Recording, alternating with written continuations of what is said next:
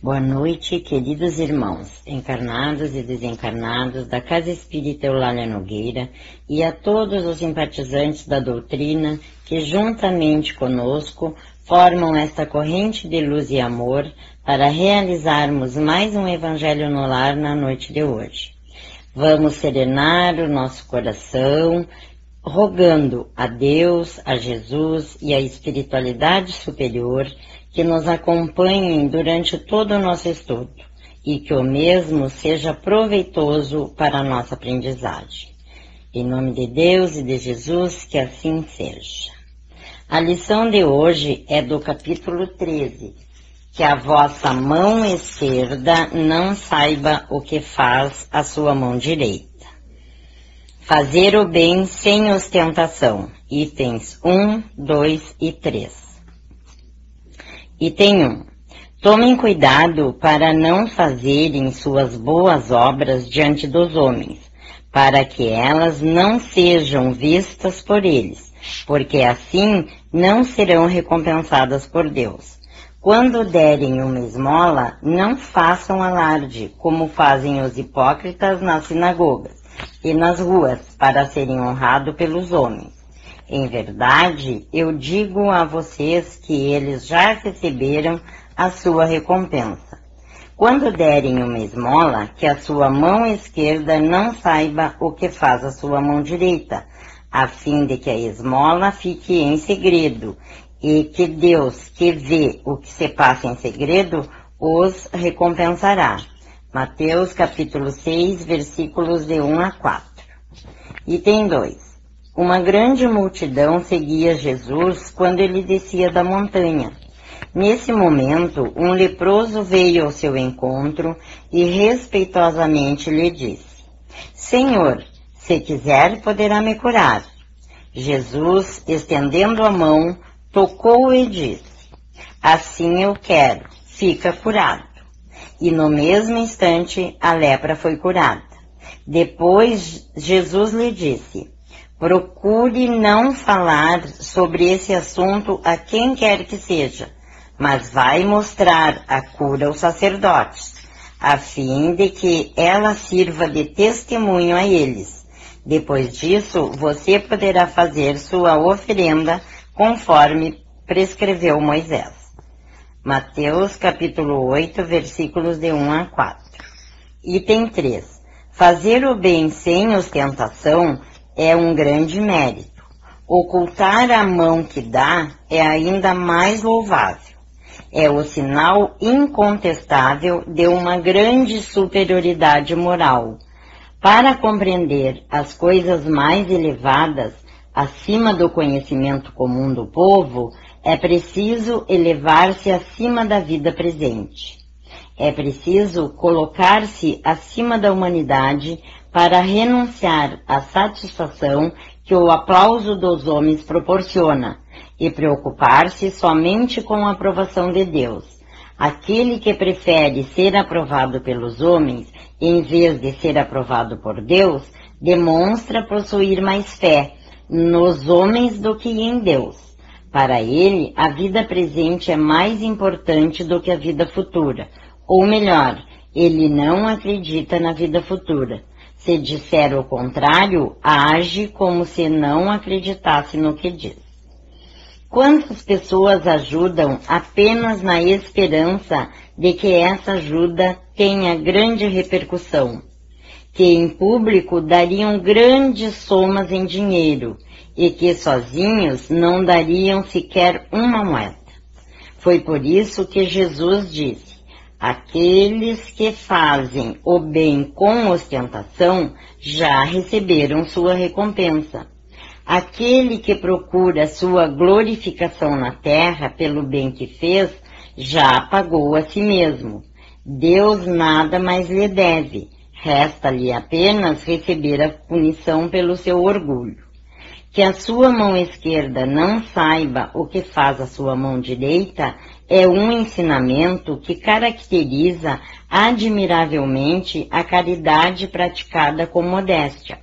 Entretanto, se existe a verdadeira caridade, também existe a falsa, isto é, aquela modéstia que fica só na aparência.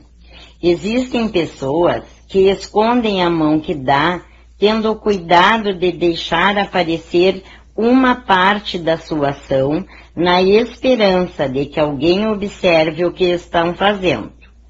Ato ridículo em relação aos ensinamentos do Cristo. Seus benfeitores orgulhosos já são desconsiderados entre os homens, imaginem o quanto não serão diante de Deus. Eles também já receberam sua recompensa na terra, foram vistos e ficaram satisfeitos por terem sido vistos. É tudo o que terão. Qual será a recompensa daquele que faz com que seu irmão sinta o peso do benefício recebido? Que lhe exige demonstração de reconhecimento? Que faz com que ele sinta sua posição inferior ao ressaltar os sacrifícios que precisou passar para beneficiá-lo? Oh, para esse, nem mesmo a recompensa terrena existe, pois é privado da satisfação de ouvir outras pessoas falando bem de seu nome. Esse é o primeiro castigo para seu orgulho. As lágrimas que ele seca ao beneficiar os outros servem apenas para satisfazer a sua vaidade e, em vez de subirem ao céu, recaem sobre o coração do beneficiado, ferindo-o ainda mais. O bem que realizou não lhe traz nenhum proveito, pois ele lamenta ter feito esse bem, e todo o bem que é lamentado não possui valor algum. Fazer o bem sem ostentação tem um duplo mérito, pois além de ser caridade material, é também caridade moral. Quem age dessa maneira respeita os sentimentos do beneficiado, faz com que ele aceite o benefício sem ferir seu amor próprio, resguardando assim a sua dignidade humana. Existem pessoas que aceitam um serviço, mas recusam uma esmola. Converter um serviço em esmola, pela maneira como ele é realizado, é humilhar aquele que o recebe, e sempre existirá orgulho e maldade em humilhar alguém. A verdadeira caridade, ao contrário, é habilidosa e disfarça de modo sutil o benefício, evitando assim a menor possibilidade de melindre, uma vez que toda ofensa moral aumenta ainda mais o sofrimento do necessitado.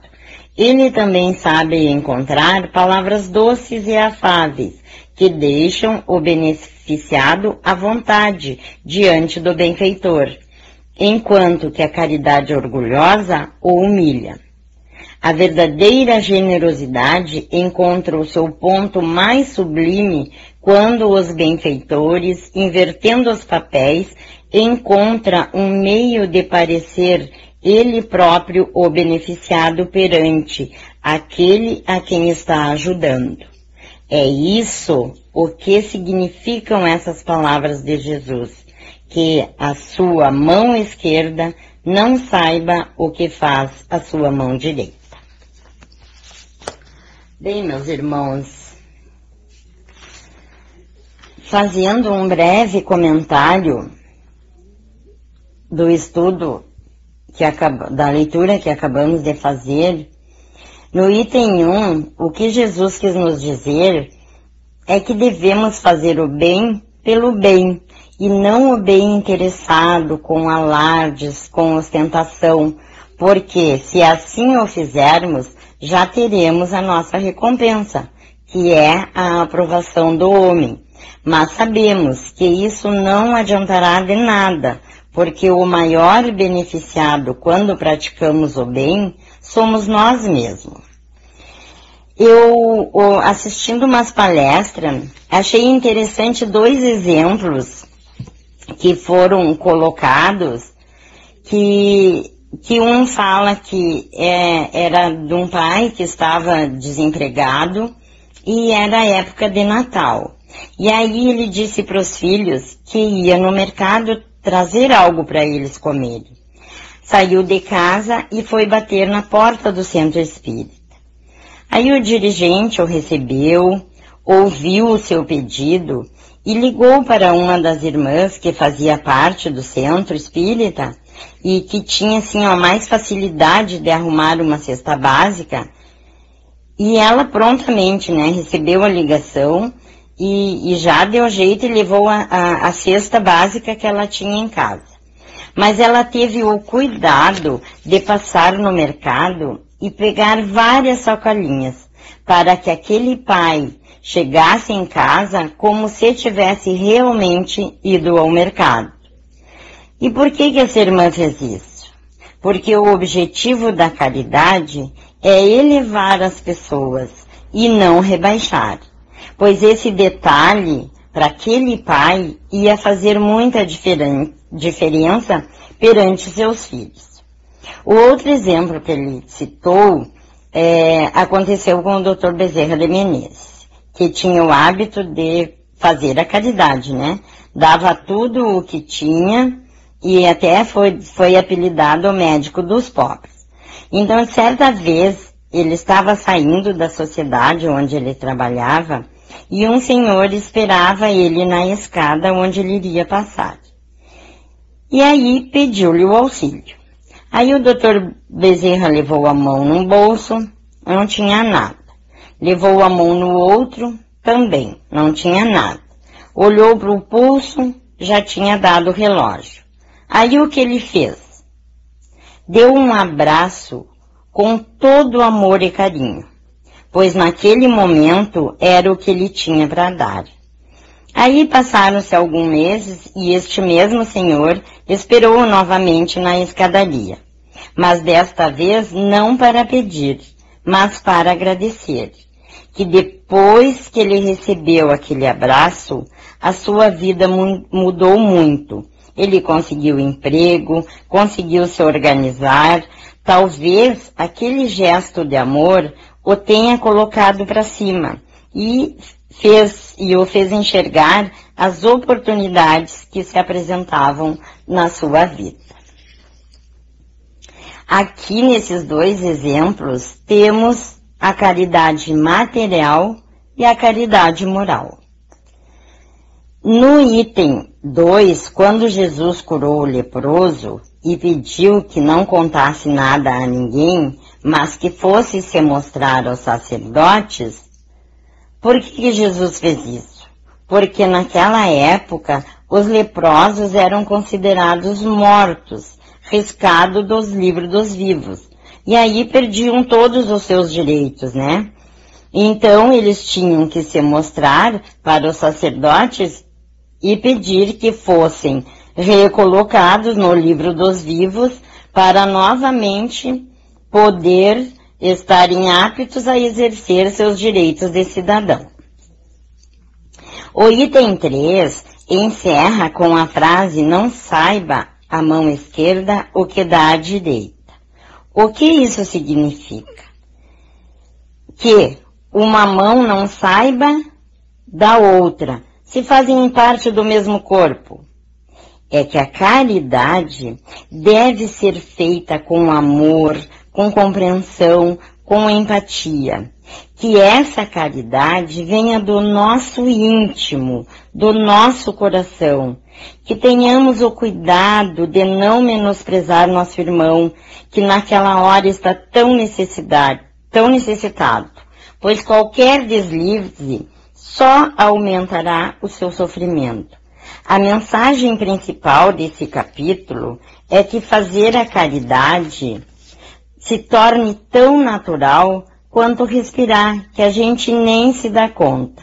Sabemos que é difícil, pois somos seres em evolução. Temos os nossos altos e baixos nessa nossa jornada terrena, mas temos que estar vigilantes, sempre no final do dia, fazer uma análise das nossas ações e mudar para o dia seguinte o que achamos que não somou para o nosso aprendizado e para a nossa evolução. Bem, irmãos, então nos encaminhando para a última parte do Evangelho, com os nossos pensamentos e sentimentos harmonizados e elevados a Deus, pedimos pela saúde de todos os nossos irmãos que sofrem enfermidades do corpo físico ou do espírito, pela harmonia de todas as famílias, pela paz mundial, pelos encarcerados, pelos órfãos, pelos asilos, pelas creches, pelas casas de repouso, enfim, onde estiver um irmão necessitando do auxílio divino, que Deus se faça presente. Pedimos pelos nossos lares e por todos os nossos familiares, imaginando a figura meiga de Jesus entrando em nossas casas, deixando em todos os aposentos um rastro de luz, que ilumina, que higieniza e harmoniza todos os ambientes, fazendo com que permaneça o amor, a compreensão, o respeito, a paz e a caridade. Finalmente, pedimos por nós mesmos, pois ainda somos tão necessitados do amparo e da misericórdia divina. E por um acréscimo de bondade, pedimos a Deus, aos médicos e enfermeiros do espaço, que fluidifiquem nossas águas, que nelas sejam depositadas energias salutares para o nosso equilíbrio físico e espiritual. Obrigada, meu Deus, pelo estudo da noite de hoje e por essa doutrina que nos ampara e nos conforta a todo instante. Em nome de Deus, de Jesus, de Allan Kardec e a caridade, encerramos o Evangelho da noite de hoje. E que assim seja.